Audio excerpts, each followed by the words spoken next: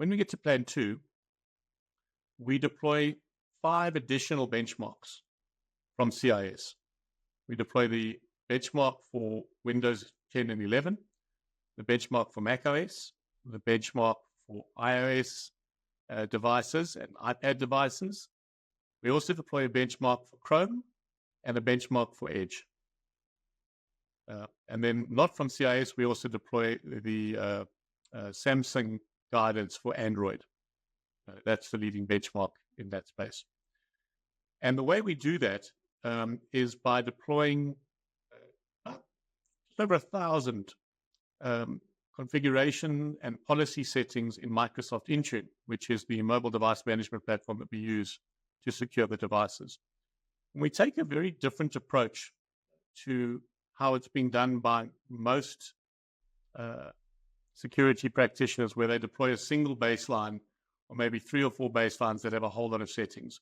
What we found in practice is that makes it very, very difficult for customers to A, manage these services together with the IT provider, and B, when they have to go through a compliance audit, then they have a huge burden to document what their policies are and to manage exclusions and things like that. So let me show you what I mean by that.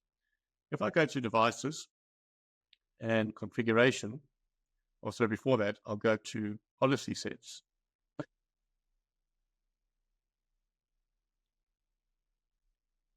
You'll see that each one of these benchmarks, so for example, the CIS benchmark for Windows 11, is broken down into a policy set. And in this case, there's 4 policy sets for this benchmark because it's particularly large. There's nearly 400 settings. And we document which version of the benchmark we've mapped it to. This benchmark is updated at the moment twice a year. And bearing in mind that we do a rollout in rings, it means we are rolling one set of changes to one group of your users once a month to roll a change through 3 rings of users, and then 2 sets per year. But what we do is we also list the policies that we've excluded. As I mentioned earlier on, we know which policies require discussion or which might need to be manually turned on. So we make it very easy to know which policies we've excluded. And then every single policy or directive is labeled as its own policy for ease of control, but it's organized in a policy set. So you only have to assign it in one place to the group of users that you need. But no one is going in to edit a specific policy in this area here. And if I zoom into a particular policy, and now I know that this policy specifically has been delivered to the user rather than a large policy that contains a whole lot of directives, so it's not easy to find out which policy has been set if you need to prove to an auditor that the policy has been done. But we've also described what the default setting is for the policy, and we've got a summary of the description of what you would find in the CIS guide. The way we label the policies is consistent with the CIS benchmark.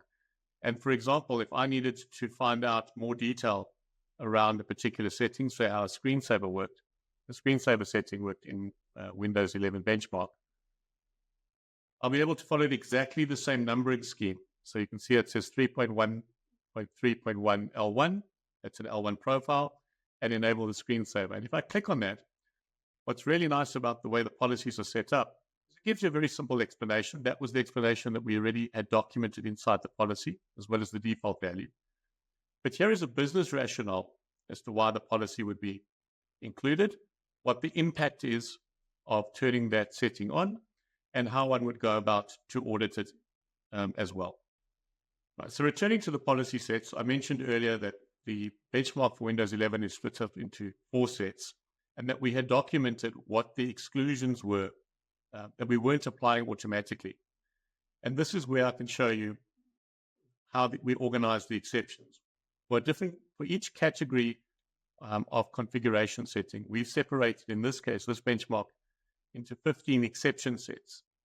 And so, for example, on the logon experience, if I go into this exception set, there'll only be a few policies included there. And here they are that they're listed. and one can see them over here. And the benefit of this is that they can be assigned to users directly. So if after discussion we know that we want to turn on logon experience settings in accordance with CIS, we can, but we can also apply exclusions as well. And so generally what we find happening is that there are a couple of users that need the exception. And that with this method, we can assign this exception set to the whole company and then exclude a few users. If we followed the approach that most people do, where they have a very large policy with all the settings, then your exclusion would apply to all those settings and not just the subset. And this is different to the way Active Directory works. Administrators are used to being able to have overrides and conflicting policies. In Intune, there is no conflict resolution. You can't have overlaps. And so we've organized it this way. It's probably a good idea now just to talk about how we number the policies. This is important. Each policy is labeled from where it comes. So CIS is this benchmark. If we were following a Microsoft benchmark, we would say MS. Win is the target. 301 is the version. So we actually track the versions, and this allows us to very easily make adjustments to the policies and roll them out in a controlled way. And then these last two items are quite unique. -D means this policy is applied to devices, and -I means it's idempotent. Idempotent policies are policies that if a user changes, an administrator changes them, we will correct that change and put the settings back. If it's got an X next to the assignment, so it'll be either DX for devices or UX for users, it means that it's excluded by default.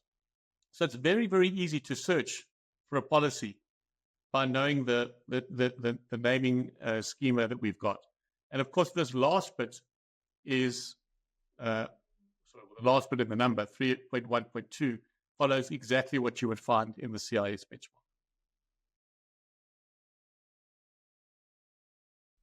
Now, one of the areas that M365 security and compliance delivers for customers is zero trust as an outcome. And this is delivered in part by Microsoft's conditional access solution. A conditional access ensures that no device, user, or guest can connect into your Microsoft 365 tenant unless they adhere to certain standards and procedures.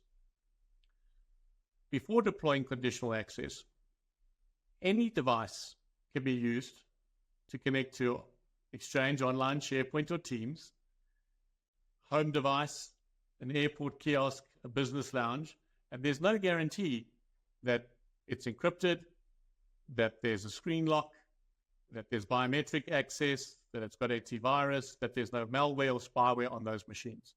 And what we see commonly happen when we talk to customers is that when we enroll zero trust and conditional access, they suddenly discover a whole lot of devices that end users have been using to connect to corporate resources that were completely unmanaged. So when we turn on conditional access, we define 3 sets of rings. So we have stage rollout. We run it for 4 to 6 weeks where we collect telemetry, automatically generate reports in Excel and graphical reports as well around which devices would fail conditional access. And we use this as a discovery process to identify all the devices that haven't been enrolled in the service that either need to be enrolled or prevented from accessing the service going forwards.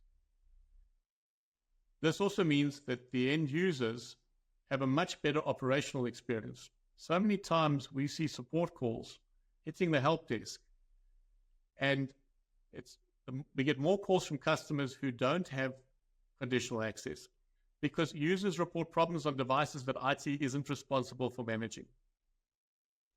Now, when we are managing corporate devices, Windows desktops, Mac OS devices, we would enroll them with a corporate policy. When we're dealing with BYOD devices, particularly mobile phones, then we still enroll them into mobile device management in Intune because you get 5 devices with every single license. So maybe 2 laptops, a phone, a tablet, and one other. but we have a much lighter touch. We want to make sure that that device isn't jailbroken. We want to make sure that there are a few key corporate applications that we manage. Typically, that would be OneDrive, Teams, Outlook, and SharePoint. We want to make sure we can remotely wipe the data in those applications only. We want to make sure there's a screen lock and that there's biometric access. There are some other policies, but that's the high level. And it's really, really important that we enroll those mobile devices, because the mobile device is what's holding the Microsoft Authenticator app, which is used for the second factor of authentication when end users connect into M365. So I'm logged into Microsoft Purview Compliance Manager, and I'm showing you an example of a customer who's in the middle of an ISO 27001 assessment. And the first thing I want to show you is that Microsoft has automatically tracked all of the ISO components that are part of the shared responsibility model that Microsoft is in control of. And this particular customer has achieved roughly a third of the points for the improvement actions in terms of the ISO security standard that they would need to comply with. So the way it works in Compliance Manager is that you have to upload evidence for the areas that the customer is responsible to into the portal. So I'll just show you an example. Right, so if I click on add or update user profile information and settings, you'll see that we have already uploaded the evidence for this particular control on behalf of the customer. And it's marked as the test has been passed and that it was supplied by the user, in other words, the customer. And I'll show you what that document looks like. And this is the standard we follow for these documents. The naming convention is exactly the same, 5.17. This Q56 actually refers to the standard question we get from one of our auditors, Control Case, who is an internationally recognized ISO auditor. And what we list here is an explanation of what the control is, how to implement the control, what the auditor would look for in auditing this information, and then what evidence we've actually supplied, and how one would get that evidence if you went manually into Entra to get it. But then we've generated the evidence automatically and created these files. Now, if I go into Teams,